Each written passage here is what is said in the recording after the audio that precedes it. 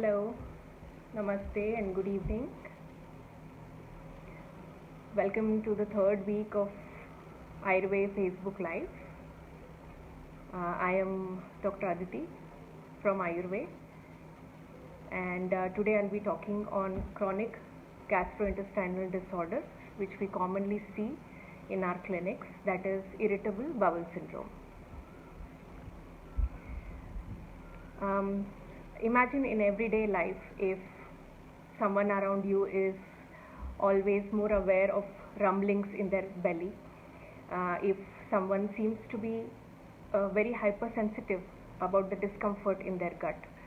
Some people may suddenly feel an urgent need to go to toilet every time they eat or drink something.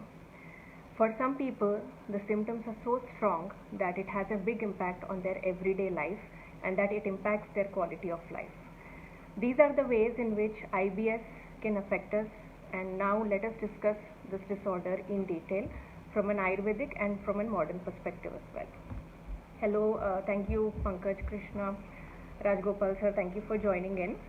I will begin by stating the definition of IBS. Irritable bowel syndrome is a group of symptoms that occur together. That is, it includes repeated pain in the abdomen, and patients will observe changes in their bowel movements, which may be diarrhea, it may be constipation, or sometimes diarrhea alternating with constipation. So basically, irritable bowel syndrome is a functional gastrointestinal disorder. Functional GI disorders, which doctors now call, are the diseases of gut-brain interactions, meaning that they are related to problems with how your brain and your gut interact and work together. For easy understanding, I have categorized the symptoms of IBS into two categories, which is physical and psychological. Coming to the physical symptoms, IBS is characterized by abdominal pain and altered bowel habits. Altered bowel habits include diarrhea, constipation, or alternating diarrhea and constipation. And the kind of abdominal pain that IBS patients get is almost always the cramping type. It is not always present, it is intermittently present. Either the whole of the abdomen might be affected or the lower part of the abdomen is mostly affected. And one key thing to remember here is that IBS symptoms do not occur in sleep. They mostly occur during daytime. Apart from this, other symptoms include distension of abdomen, there is bloating complaint all the time, and most importantly, there is a feeling of incomplete evacuation of bowels. That is a very, very common finding that I see in my patients. And in some patients, the symptoms are relieved when stools are passed. And apart from this, IBS doesn't just affect the lower gastrointestinal tract. There are certain upper GI symptoms as well. Patients may present with heartburn. They may have certain vague chest pain and also dysphagia, that is difficulty in swallowing. Apart from this, there are certain urological and gynecological symptoms which I will discuss later. Coming to the psychological aspects of it, almost about 70 to 90% of IBS patients have psychological symptoms that include irritability, headaches, anxiety, and depression. When we are distressed, these occur because when we are distressed, the chemical messengers carry signals from our brain to our gut, and our gut sometimes responds to these signals very, very quickly with these physical symptoms like diarrhea, nausea, constipation, abdominal pain, etc. Modern science briefly classifies IBS into three categories for easy understanding of the disease, which is patients can have either a constipation predominant type IBS, where there is very, very infrequent bowel movement of less than 3 times per week. There is straining in the stool and the stools are very hard.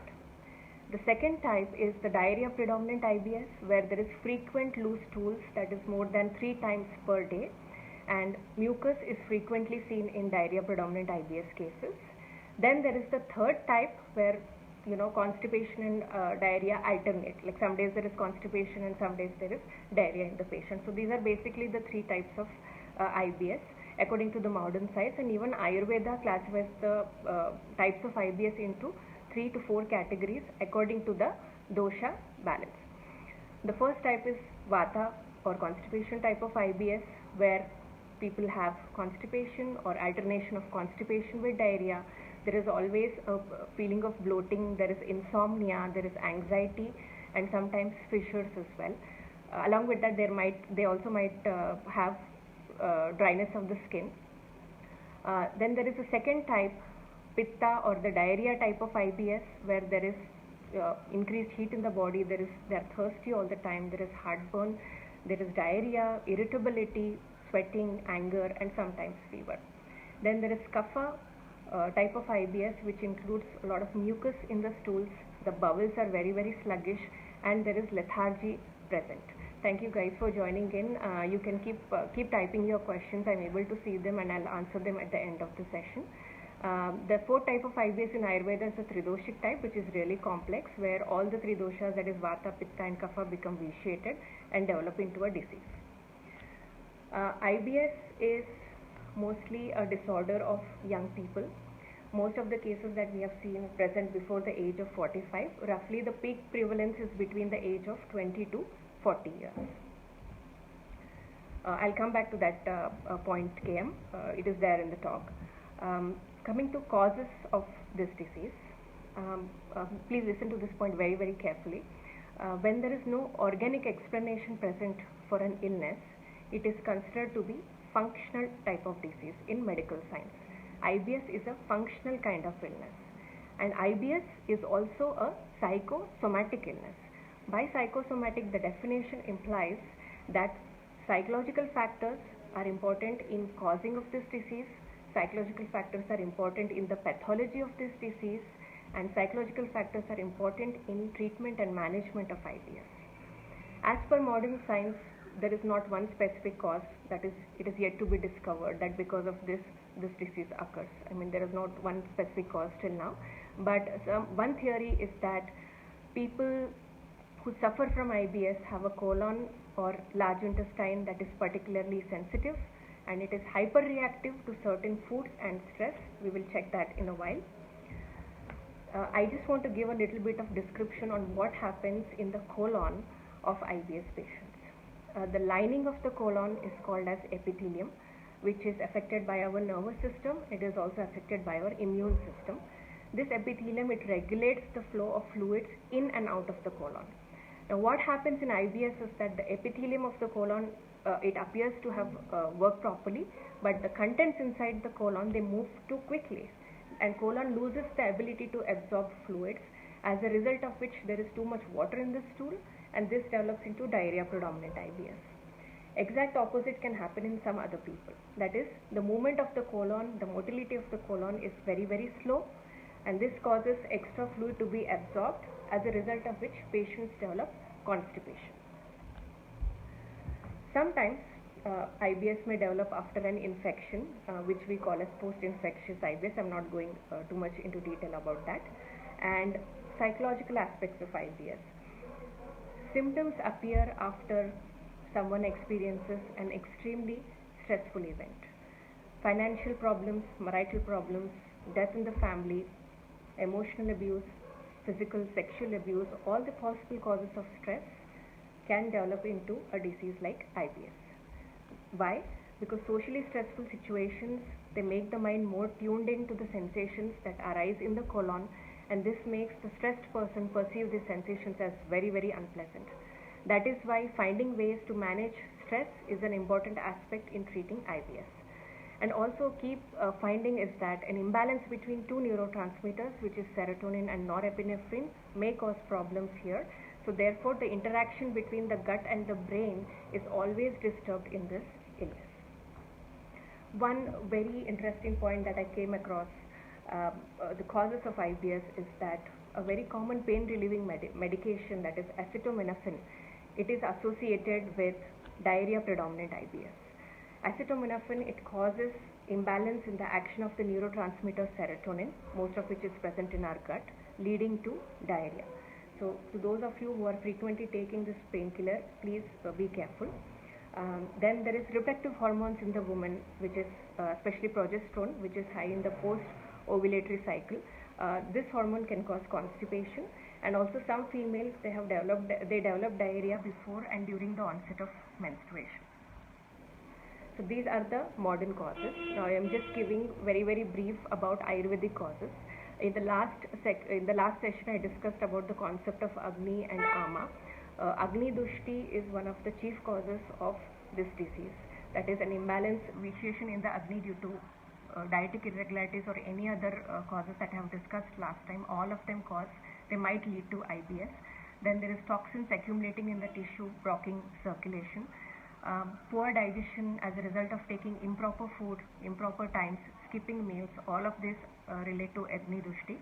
Poor nutrition, consumption of heavy foods, overeating, consumption of too many fluids, or consumption of foods that are very cold often lead to motility related disorders. Then of course the stress angle is there, like I have explained, and people with diminished immunity or low OJS are also prone to getting this disease. Triggers. In most clinical conditions, IBS is found to be aggravated by a variety of foods and drinks. I'm going to list that now. And the reason why I'm listing it is because if you know someone who has IBS, they need to identify the triggers and avoid these foods and drinks completely. So the list goes like this. Alcohol, especially red wine and beer. There are fizzy drinks that you see youngsters drinking nowadays. Then there is chocolate. People who are addicted to tea, coffee, Coca-Colas, beverages like Coca-Colas. These beverages, they are sweetened by fructose and other sugars. After drinking, they immediately cause cramps, bloating and diarrhea in IBS patients. And people who always take processed foods like chips, biscuits, full of maida, all of them are IBS triggers. And lastly, fatty and fried foods are also triggers of IBS. This is in brief about the disease. I'm coming to the integrative management of this illness, a little bit about the modern aspect of it. First of all, please be rest assured that IBS is not a life-threatening illness. Physicians, usually we provide support, we educate our patients about IBS, and we explain all the foods and the stress and the lifestyle choices that cause exacerbation of problems. And also personally, I discuss what is the importance of gut and mind interaction in these patients, so they are very careful about their triggers. So that is, the more you worry about the functional symptoms, the more anxiety and distress you feel, and this vicious cycle continues. So that is why it is very important to manage stress. Modern science has given some treatment aspects to this. That is, there are certain clinical trials which were done on peppermint oil capsules that were able to reduce the cramping type of pain and other IBS related symptoms. There were around 12 randomized trials done on this. Then you might get probiotics, you might get anti-cramping medications to reduce the abdominal pain. Then there are antidepressants, as I talked about the depression and anxiety angle in this. Apart from this, psychological treatments like cognitive behavioral therapy and hypnosis are also a part of integrative management protocol. People with weak immunity can take supplements like zinc, vitamin A, all of which have a good role in helping IBS related symptoms. Coming to Ayurvedic management, the protocols include Nidana Parivarjana, which is avoiding the cause. Then we take care of the Agni, we take care of the Ama, and we also have particular herbs that increase the withholding capacity of the colon, especially in diarrhea predominant cases. Then there are beautiful Panchakarma treatments that deal with psychological symptoms, and we also encourage self-management. Today I would like to focus on diet, lifestyle, and certain herbs that can be used at home as well. When I'm talking about diet, there are two specific terms that I want to use today, which is Viruddha Ahara, which is Ayurveda has beautifully explained the list of incompatible foods, antagonistic foods that one needs to avoid in order to completely relieve of gut related ailments. That is, fish and milk. I'm just giving few examples here, not going into details. Fish and milk cannot be taken together. I always tell my patients to avoid curd at nights. And milkshakes, big thing. Milkshakes, mixing milk with fruits is a major type of incompatibility that is told in Ayurveda. Even mixing different types of fruits together, that is fruit salads. Then I've seen people consume extremely cold foods, like people might have a can of cola, uh, ice in it, and then they might take very hot french fries with cheese at the same time. So that is, you're having very very hot foods and very very cold foods together. All of these, they tend to damage Agni. All of these, they tend to vitiate Vata, and Vata vitiation is very very important pathogenesis in IBS, because Vata is present in the colon, and anything that damages Agni and Vata will cause an increase of IBS related symptoms. The second thing that I want to point out is cold and constipating foods. Vishtambi ahara or Shita ahara that we call in Ayurveda leads to be avoided. Yes, Mr. Purushottam, milkshake, milk and fruits are definitely contraindicated. It is listed in Viruddha Ahara concept of Ayurveda. I'll take it up in the coming sessions in more detail. Then there are foods like bread and cheese, red meat. These are the triggers. Foods that are very dry and very raw also need to be avoided in diet. In cruciferous vegetables, sometimes patients will not be able to digest that. Then there are legumes. All of these provoke Vata. There is raw onions, sometimes even grapes, plums, red wine, like I was mentioning, beer, and all of this exacerbate symptoms. And in patients who are having constipation predominant IBS, high fiber foods will definitely help. There is one particular herbal combination that I want to talk about today, which is Panchakola Churdam. It is a mixture of 5 kinds of herbal powders, which is used in the management of digestive and respiratory system related complaints. This combination is extensively used to correct errors of Agni, that is in Agni Dushti. It is a wonderful appetizer, it is a wonderful carminative, and it is a wonderful digestive. Then people who are having mucus in stools, like maybe kapha type of IBS, these people can take radish soups mixed with small quantity of pepper, that is recommended in the diet. And the most common dietic correction that we tell our patients is buttermilk. Buttermilk is advised in this disease because it is very appetizing, it is astringent, it is very light to digest, and it helps wonderfully in recovery process. The process should be half of the buttermilk and half of the water. It shouldn't be too much thick. It should be churned with certain spices commonly found in our kitchen, which is asafoetida, which is hing, rock salt, sendhav in Ayurveda, and a little bit of cumin, which is jeera powder. This combination is an excellent digestive, and it also improves the consistency of the stool. And apart from that, buttermilk also contains lactobacillus, that we know it is a very good probiotic. It helps to restore the normal flora which is present in the intestines. Coming to herbs, for people who are having diarrhea predominant IBS, they can take nutmeg powder. It is very much beneficial for reducing the cramps in the abdomen, and also is helpful for malabsorption as well. Then there are carminatives to make the Vata get into balance, that is hing and ginger that I was talking about in case people have distension and gas trouble. And then coming to the stress aspects of IBS, that is ashwagandha is a very beautiful nervine tonic. It calms down the Vata.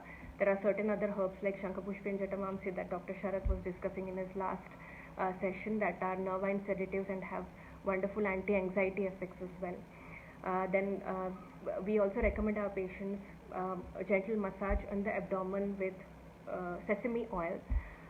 You can do this massage on the abdomen 5 minutes before, half an hour before going to bath.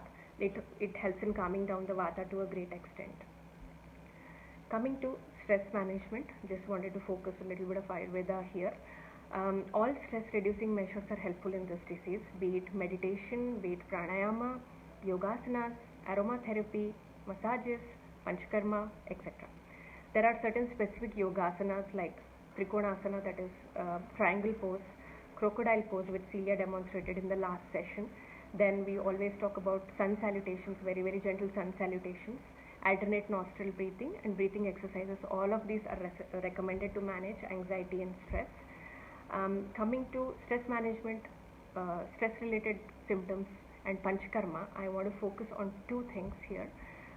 2 external panchakarma therapies that we recommend to our patients. One is Takradhara and second is Shirodhara.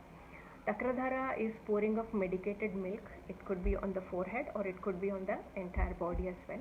there are a lot of research that is done on Takradhara and IBS, and it has found that Takradhara is Ojavardhak, that is, it is immune enhancing.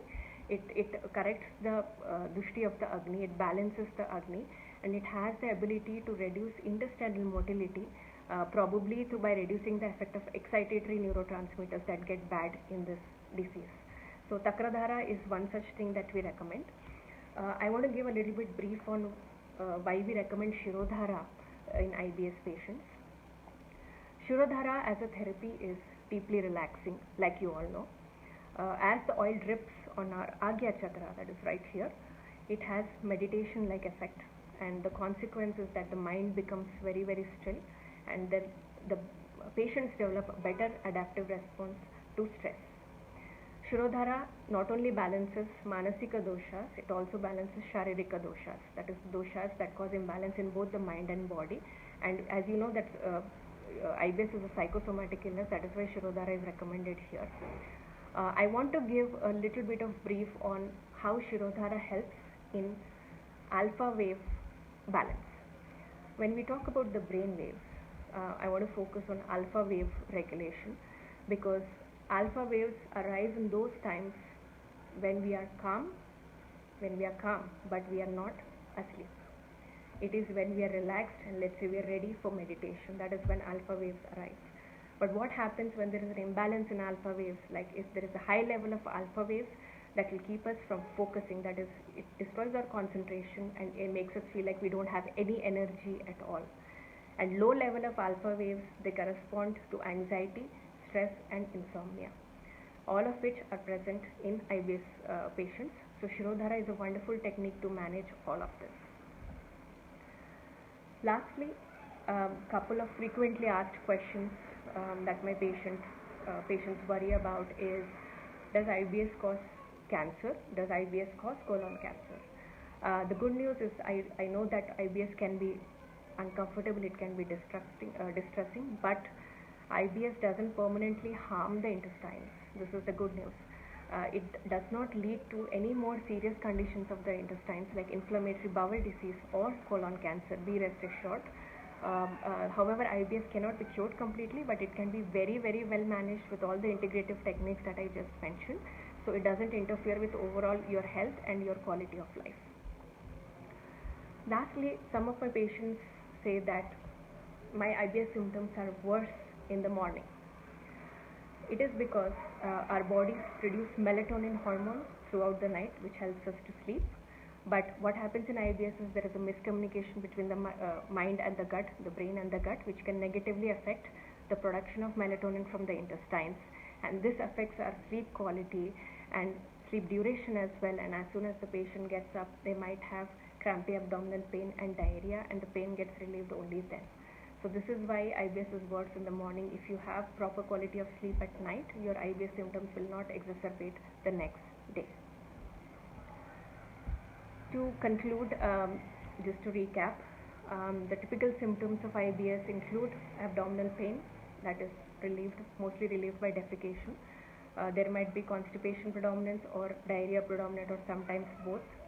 And as you all know that IBS isn't dangerous, but in some people the symptoms are very, very bad, so it significantly affects their quality of life and becomes an everyday problem. There are many, many different ways to manage this and relieve symptoms that I just discussed in the integrative management. I am now, this is the talk from me. I am now open from questions. I'll just read out your comments from last. So Dr. Rajeshri is asking what investigations can be done. I'm sorry, I forgot to mention that point here. Can be done to diagnose IBS. Okay, so like I said, IBS is a functional disorder. There is not one single investigation that will help you come to a proper conclusion that, oh yes, this patient has IBS. The reason why I'm saying this is, we do investigations in our IBS patients. The common investigations like ESR, CBP, we also rule out thyroid. We also do stool test. And then there is sigmoidoscopy or colonoscopy as per the patient's symptoms. Now we do this to rule out any other anatomical problems in the intestines. We do this to rule out, let's say, I want to rule out rectal polyp, I want to rule out rectal ulcer, I want to rule out ulcerative colitis in my patient. So it is only then that we suggest these investigations. There are certain red flags, like let's say if there is bleeding in the stools, then we immediately tell our patients to undergo all these investigations. Otherwise, it is not required. Manning's criteria, Rome criteria, all of this which is told in our signs, they help in proper diagnosis of IBS. Next, Rajgopal sir is asking how to know what is incompatible food for me. Can it be known through doshas? So to understand that, I have to take the patient's dietic history in detail. Without taking the history, we will not understand what is incompatible food combinations. But in the next session, I am going to list out Viruddha Ahara concept, list of incompatible foods that are told in Ayurveda, and you can have a better view there. Then if Triphala is taken daily, can we ensure smooth bowel movement, avoiding IBS? Triphala is not, because it is a laxative, it can only be taken, because it is a laxative, it can only be taken in constipation predominant IBS. It cannot be taken in IBS, diarrhea predominant IBS. How often ulcerative colitis is associated with IBS?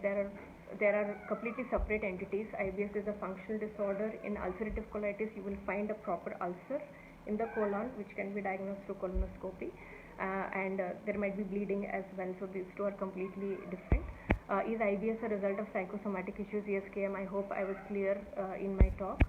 And what is the percentage of psychological IBS? So like I said, mostly 70 to 90% of patients present with psychological distress. So that is the percentage. And Dr. Rajeshri is once again asking, could you please mention about lactose intolerance? Okay, very good point.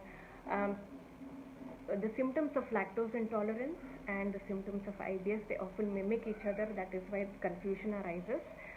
What happens in lactose intolerance is that the milk and the sugar in the milk, the patient gets postprandial diarrhea, that is immediately after taking milk. They might have crampy pain and diarrhea. But in IBS, it is not just the milk that is a trigger. There are other foods, like I just mentioned, like red wine or beer or chocolates, or processed foods like chips, or even simple foods can trigger the vata in the colon and start IBS related symptoms. So in case you want to differentially diagnose between these two, we can send our patients on a complete lactose free diet for a period of 3 weeks, and you keep observing if the symptoms are exacerbating. If they are not, then the patient is having lactose intolerance. If they are exacerbating, if they are not under control, then definitely it is a diagnosis of IBS. Any other queries, guys? Anything else? Did I miss out? Did I miss out on anything? Okay. I'll just give you seconds there.